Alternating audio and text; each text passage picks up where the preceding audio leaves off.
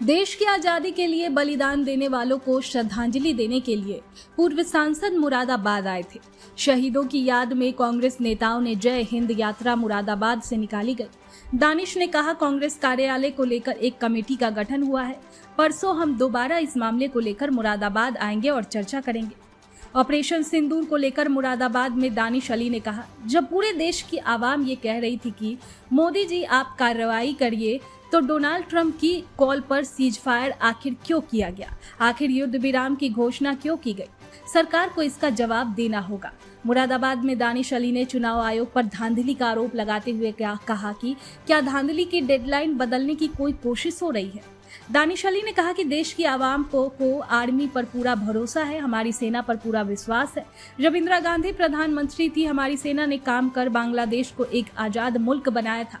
आज भी हमारी सेना ताकतवर है, लेकिन मोदी जी की सरकार में जब देश की सेना एक लक्ष्य हासिल करने बढ़ रही थी, तो अपने कुछ मित्रों की ब्लैकमेलिंग में आकर सेना के बढ़ते हुए कदम रोकने का काम किया गया।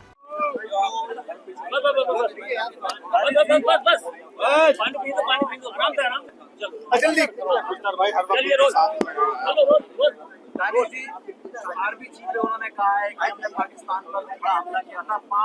पांच हवाई जहाज गिराने की बात हुई जा रही है कि जो ऑपरेशन था हमारा सिंधु वो सफल रहा है, बड़ा ऑपरेशन। क्या कहेंगे आप आर्मी चीफ के लिए? पूरा विपक्ष, कांग्रेस पार्टी राहुल गांधी जी के नेतृत्व में देश का पूरा विपक्ष, इस देश की 140 करोड़ जनता इस बात को कह रही थी कि जब हमारी आर्मी, हमारी सेना, जिस पर देश के 140 करोड़ लोगों को गर्व है, जब वो अपना लक्ष्य हासिल करने की ओर बढ़ रही थी, तो ट्रंप की कॉल पर सीज फायर क्यों किया? युद्ध विराम की घोषणा क्यों करी? और ट्रंप 33 बार कह चुके कि मैंने मीडिएट किया, और हमारे देश के प्रधानमंत्री आज तक उसको डिनाई नहीं कर पाए।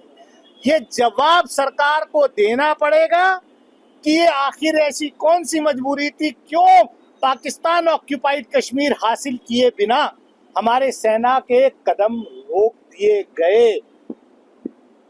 लेकिन क्या ये बयान का टाइमिंग, कई लोग सवालिया निशान लगा रहे हैं कि जो चुनाव आयोग की जो धांधली है, उस धांधली की हेडलाइन बदलने की क्या कोशिश है?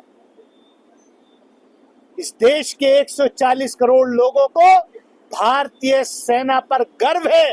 हमारी सेना ने, जब श्रीमती इंदिरा गांधी देश की प्रधानमंत्री थी, तो पाकिस्तान के 2 टुकड़े करने का काम किया था, बांग्लादेश को एक आजाद मुल्क बनाने का काम किया था।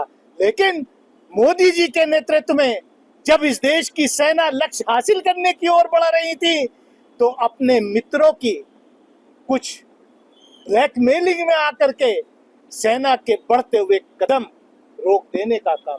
चाइना की तरफ हाथ बढ़ रहा है। क्या कहेंगे? अब आप किसी के जबरदस्ती गले पड़ोगे, किसी के साथ झूला झूलोगे, कहीं हाउडी मोदी करोगे, कहीं जो है